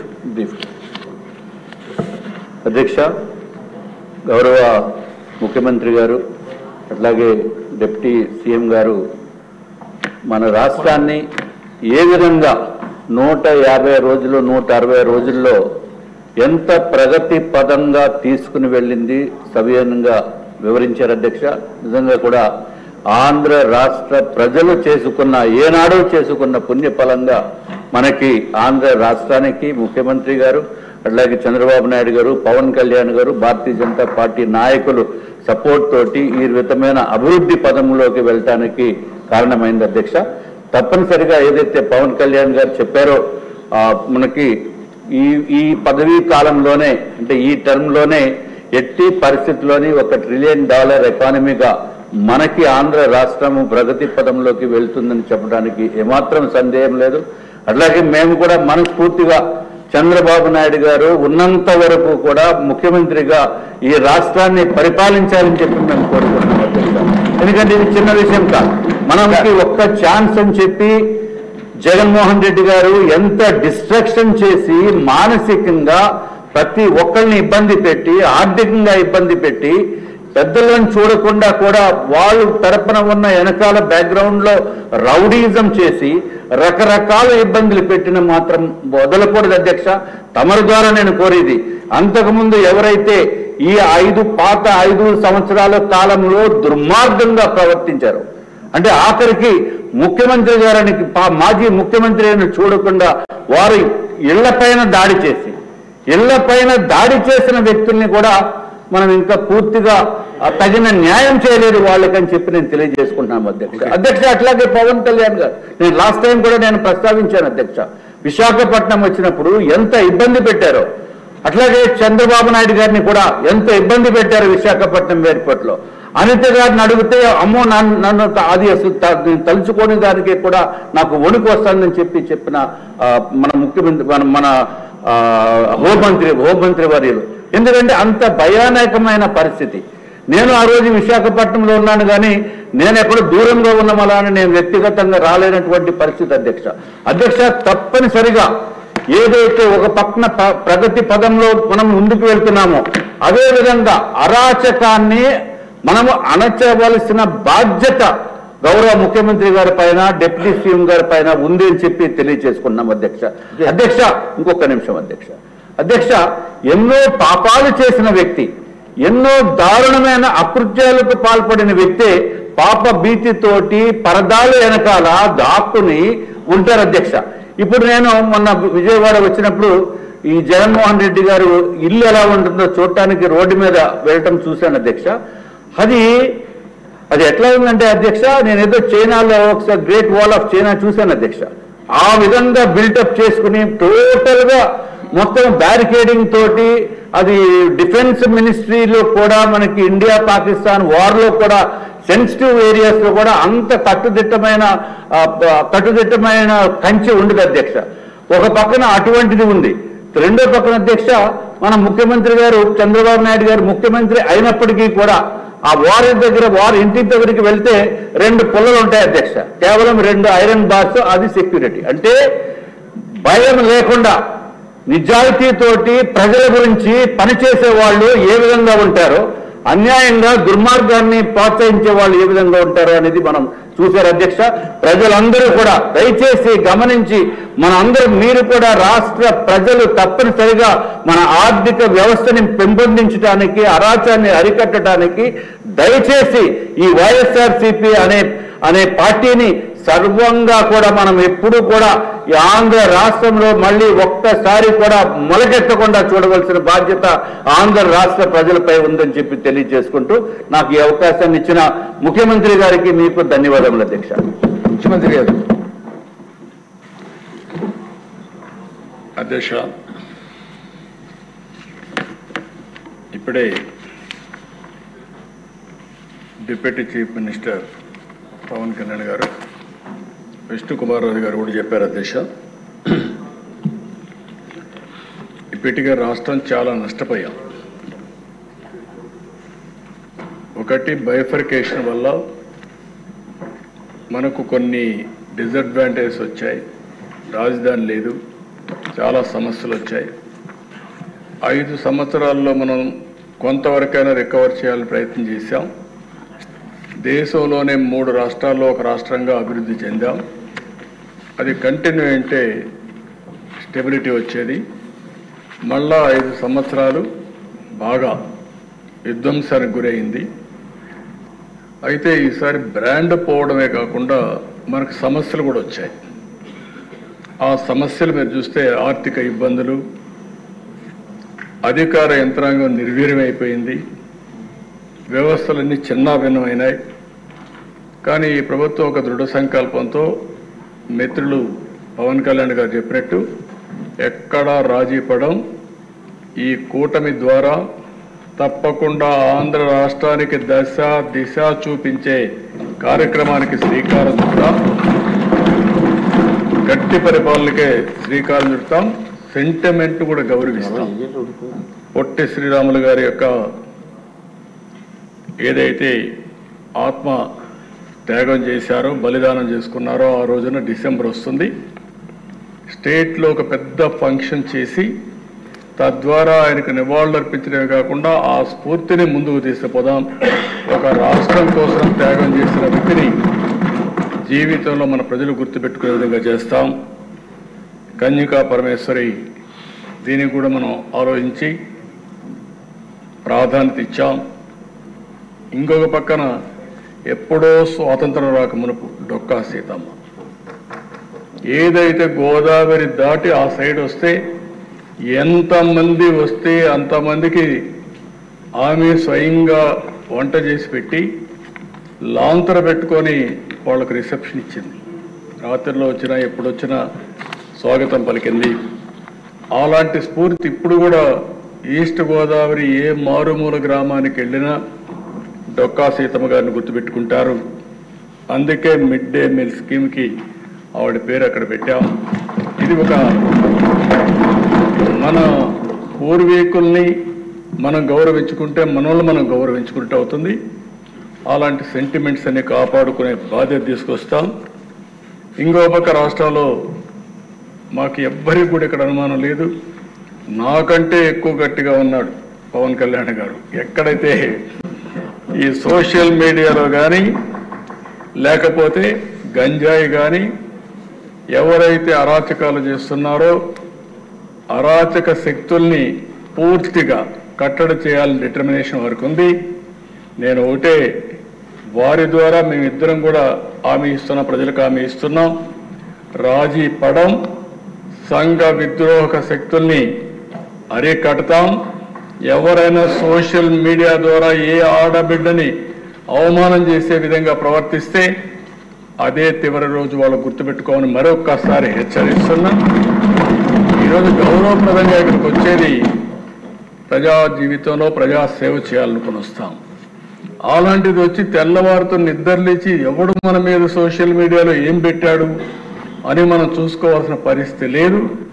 రాజకీయాన్ని రాజకీయంగా ఛేదిద్దాం. అదే సమయంలో ఇష్టానుసారంగా క్యారెక్టర్ అసాసినేషన్ చేస్తే మాత్రం వదిలిపెట్టం. గత ఇక మీదట మాత్రం ఏదైతే నేను ఒకటే చెప్తున్నా, నా జీవితంలో నేను ఎక్కడా రాజీ పడను. తీవ్రవాదులపైన పోరాడాను. నా ప్రాణానికి ముప్పు వచ్చినా భయపడలేదు. మత విద్వేషాల్ని కంట్రోల్ చేశాను. ముఠా నాయకుల్ని ఎక్కడికక్కడ కట్టడి చేశాం. ఈరోజు రాయలసీమలో ముఠాలు లేకుండా ఒకప్పుడు సినిమాలు తీస్తే రాయలసీమ కథలే పెట్టేవాడు సినిమాలంతా కూడా.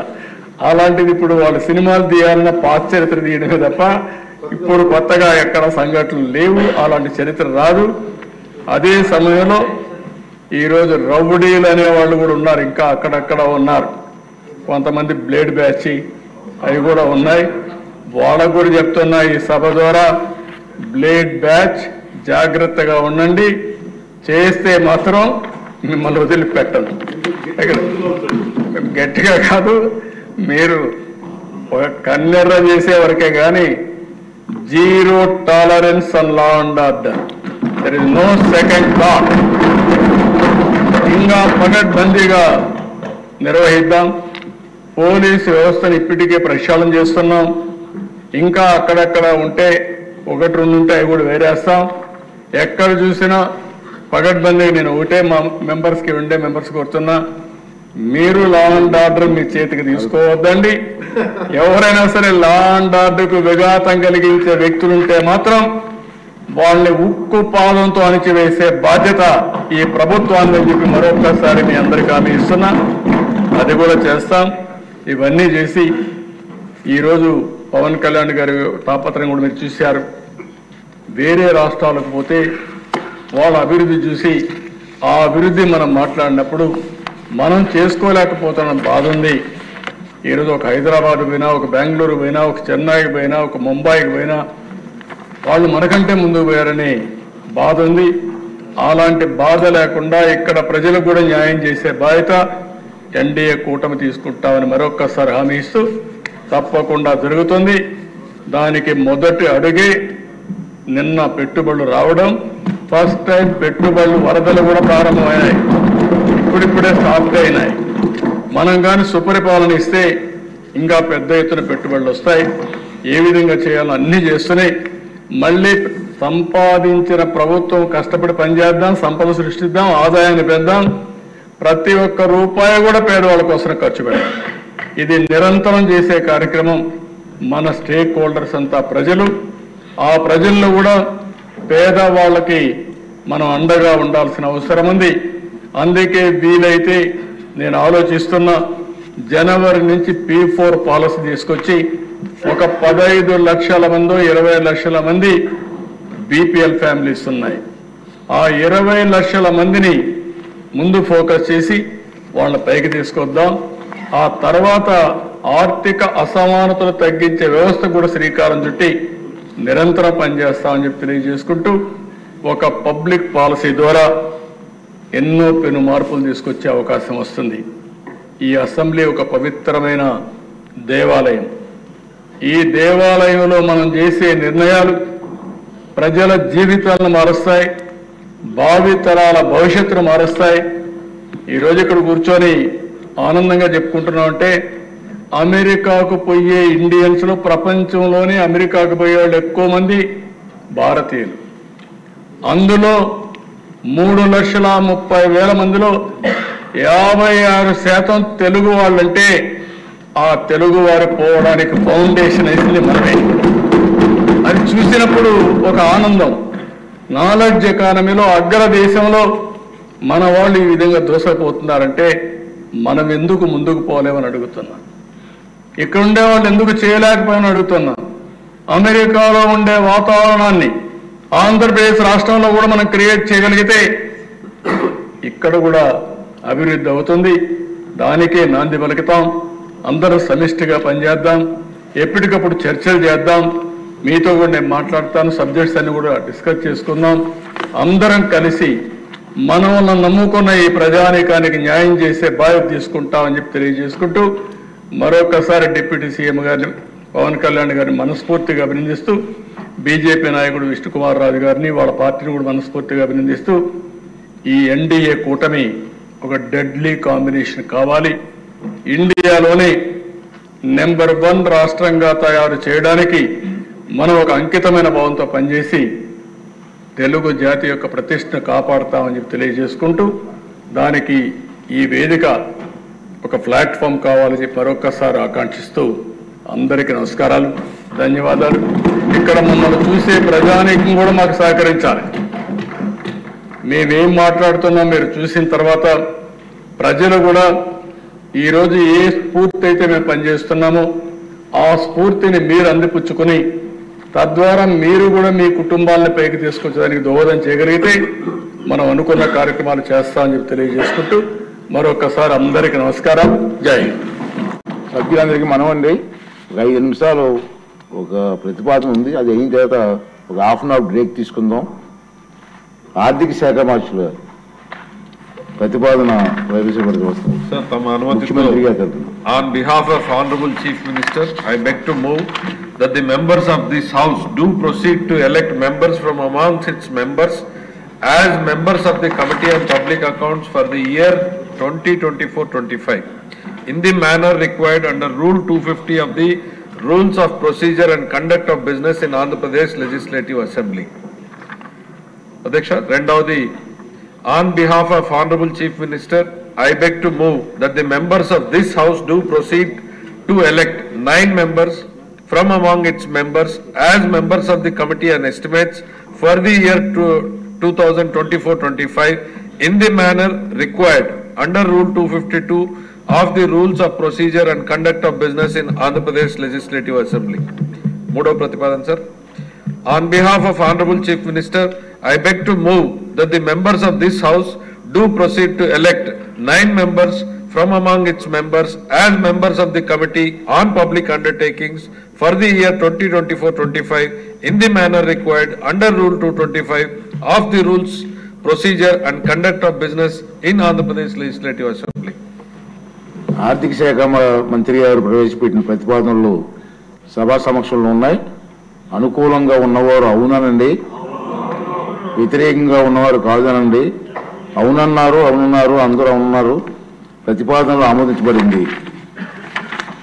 స్టేట్మెంట్ ఏంటంటే, ఇప్పుడు ఆర్థిక శాఖ మంత్రి గారు ప్రవేశపెట్టినటువంటి ప్రతిపాదనలో 2024-25 ఆర్థిక సంవత్సరానికి ప్రభుత్వ లెక్కల పరిశీలక సమితి, అంచనాల సమితి, ప్రభుత్వ రంగ సంస్థల సమితులు ఎన్నికల షెడ్యూలు నిర్ణయించాను.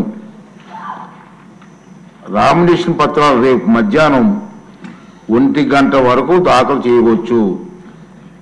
నామినేషన్ పత్రాలు సెక్రటరీ జనరల్ టేబుల్ మీద ఉన్నాయి.